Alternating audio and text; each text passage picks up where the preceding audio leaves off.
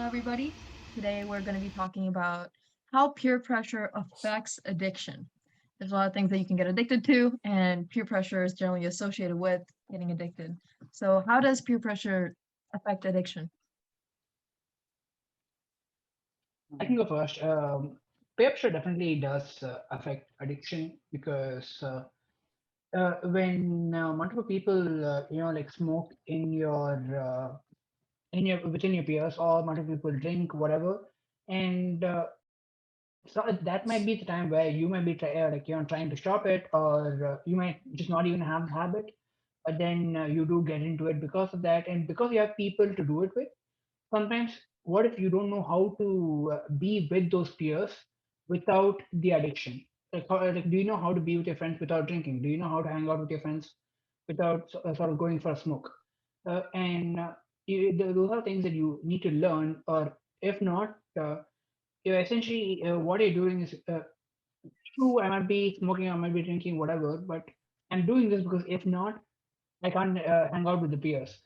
And sometimes the reasons can be there, and other times it could be just the values. They might think that like, drinking is okay, and because of that you might think, what, drinking is okay, what is wrong with it? And what you might be thinking is like just like a social drinker might be something that's a lot worse, because you might have just like built up the habit. Maybe you started off as a social drinker, but then after a point you're not able to stop drinking just because you want to stop drinking. It's all got into that habit. So I definitely think that peers do play a role. And but then again, like I'm not saying just because you're addicted, you can't blame it on your peers either. Mhm. Yeah, yeah, it's this interesting quote, right? So if you blame the system and not the, or blame the game, not the players. So what I'm trying to say is, so when it comes to addiction, like it's sometimes hard to kind of look at why they're drinking from their shoes. I was just, so drinking is just one of the addictions. So there are situations where people, they just feel this sort of desperation of not wanting to be in that position, like in their lives, and just drinking is a way out. And the rationale for that would be, what, everyone in my neighborhood does it, why not me? And that's kind of, so they have this, there's a situation that arises, and then the contributing factor is the peer pressure. So you can think of it as risk factors, which they call it in medicine, where just because you have high blood pressure doesn't mean you're going to get diabetes, or just because you eat a lot of sweets you get diabetes. There is a more likelier chance, it's a risk factor to get diabetes if you eat a lot of sweets. So it's kind of like that. So peer pressure is sort of a risk factor for you to get into addiction. So it's about maintaining that balance of who you hang out with and what morals and things you hold. And this interesting story that I had recently when I took my ride home from office.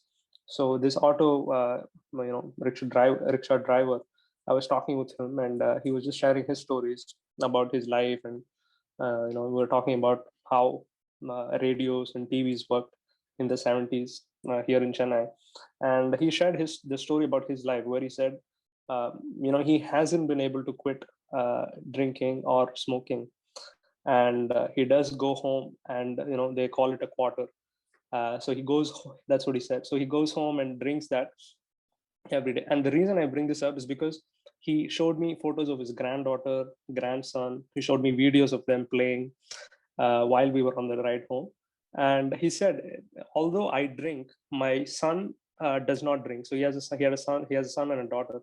My son does not drink, and he keeps telling me not to drink.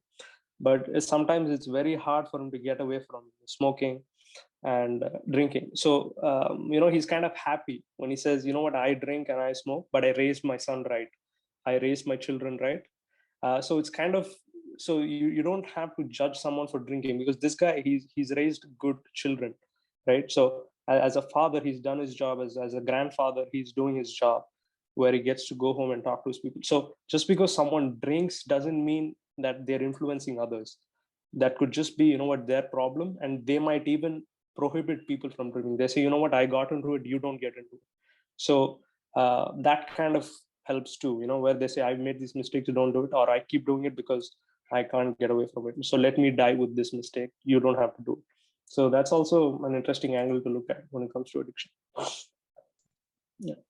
I really like the points you both made, and I especially like the idea of risk factors that you brought up, Vyaas. It's not that peer pressure is the only thing that will lead to addiction, and it does not need to be the sole factor that keeps you there. It's just another factor that could add on to existing risk factors that you have in your life, like other stressing conditions, emotional, physical pain that you want to get away from. But peer pressure definitely does still have an influence in terms of your interest in being noticed or fitting in can lead to it. And Akshay, I do know someone similar to the example you gave where he came to college trying to get away from smoking because that's something that he did in his home country. But when he was here, all of his friends, all the people he was meeting were still smoking. And so he got back into it just because he wanted people to hang out with, right? When you're isolated from a lot of other people, you're trying to make connections. You're going to do what you can to fit in and feel like you have people to belong to. So that's definitely a real experience that I've seen happen to others as well. And the influence that parents can have in children's ability to self-regulate their behavior and kind of teach good morals is definitely another factor that can mitigate other risk factors like peer pressure, right? If parents can raise their kids with certain self-regulation, learning to identify uncomfortable situations, providing different problem-solving methods, kind of showing that kind of self-regulation can help children not be susceptible to peer pressure as well. These are all very good, very good points. And I just want to add one more before we end this, which is that sometimes people get into phone addiction because you are I want to say requested because I don't want to use any other like stronger words, which is you're requested to respond to your friends like right away. The moment they message you, they want you to message back. And because of that, you essentially have to keep your phone close. You have to keep your phone.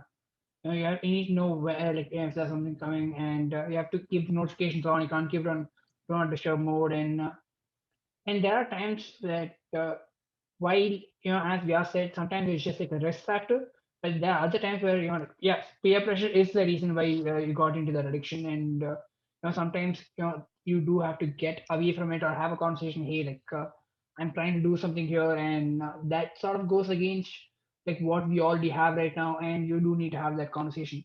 And another thing I want to say was you talked about like parental control, and we are going to make a video about that. So look forward to it for tomorrow, and see you next time.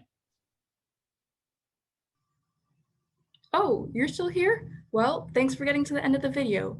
Hey, while you're still here, make sure to like, comment, subscribe, and hit the notification bell to get new updates when we post videos. Also, make sure to check out these equally exciting videos as well. Have you pressed it yet? Come on, you have 5 seconds left.